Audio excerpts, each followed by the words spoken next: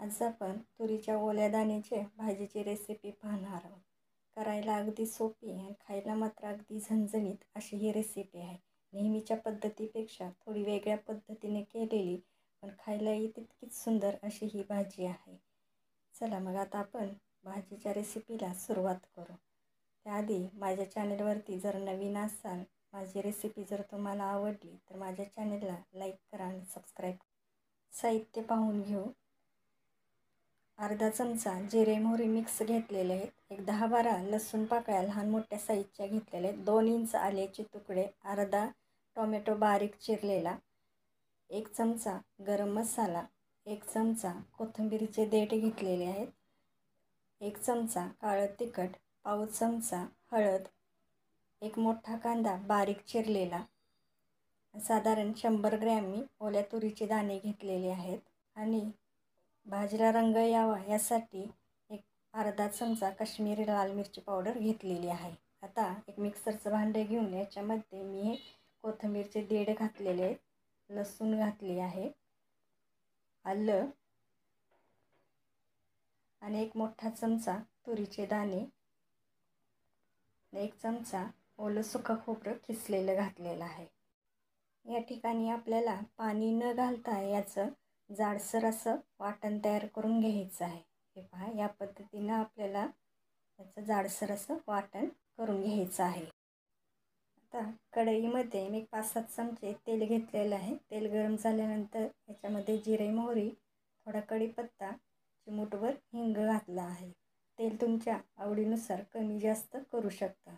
फोडणी थोडी तडतडली की याच्यामध्ये मी हा बारीक चिरलेला कांदा घालत आहे।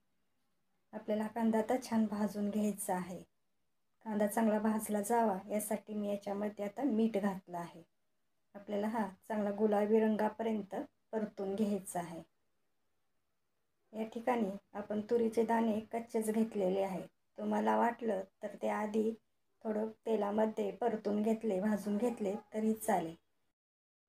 आपला कांदा आता छान गुलाबी रंगापर्यंत परतला गेला आहे। आता याच्यामध्ये मी हे वाटण घालत आहे, पण याच्यामधलं अर्ध्यापेक्षा जास्त वाटण मी घातलं आहे, थोडं शिल्लक ठेवलं आहे, ते आपण आता नंतर घालणार आहोत।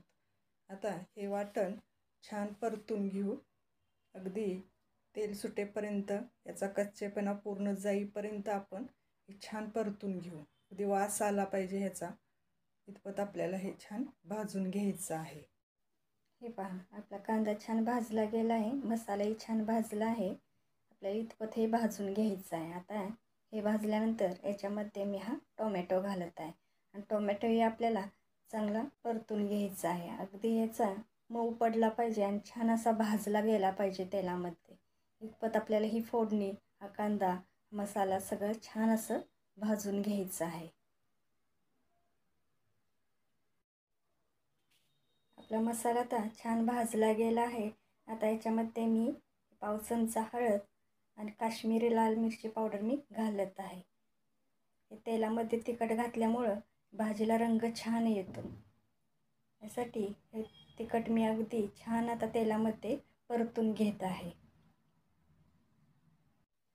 आता हे छान परतल्यानंतर याच्यामध्ये मी हे काळं तिखट मिक्स करून घेत आहे। हे 1-2 मिनटं परतून घेऊ आपण आणि थोडं परतल्यानंतर याच्यामध्ये मी हे तुरीचे दाणे घालून घेत आहे। आता आपल्याला हे छान आता मिक्स करून घ्यायचं आहे। थोडं हलवलं, थोडं मिक्स केलं की याच्यामध्ये मी पाणी घालत आहे। या ठिकाणी जो उरलेला मसाला होता तोही मी घातला आहे। माझ्याकडून तो व्हिडिओ डिलीट झाला। तुम्ही या ठिकाणी तो मसाला घालून घ्या आणि आता मी वरून थोडी कोथिंबीर घातली आहे आणि पाणीही थोडं वाढवलं आहे। या ठिकाणी मी आता 15 मिनिटासाठी झाकण ठेवणार आहे आणि हे दाणे चांगले शिजवून घेणार आहे। 15 मिनिटानंतर तुम्ही पाहू शकता आपले दाणे छान शिजले गेले आहेत। आता याच्यामध्ये मी हा 1 चमचा गरम मसाला घातलेला आहे। थोडंसं आणखीन पाणी वाढवून याच्यावरती झाकण ठेवून एक 5 मिनिटाचीला पुन्हा वाफ आणणार आहे। 5 मिनिटानंतर तुम्ही पाहू शकता अगदी भाजीला रंग छान आला आहे आणि आपले दाणेही छान शिजले गेले आहेत. अगदी छान भाजी मिळून आली आहे. थोडीशी मी कोथिंबीर घातली आहे आणि आपली भाजी आता तयार झाली आहे. आता आपण ही एका सर्विंग बाउलमध्ये काढून घेऊ. तुम्हाला माझी ही रेसिपी कशी वाटली कमेंट करून नक्की सांगा. माझ्यासाठी काही सूचना असतील तर आवर्जून सांगा. माझ्या चॅनेलला लाईक करा, सबस्क्राईब करा, आपल्या माणसांसोबत हा व्हिडिओ शेअर करा, बेल आयकनला क्लिक करा व माझ्या ह्या नवीन परिवाराचा भाग व्हा. धन्यवाद.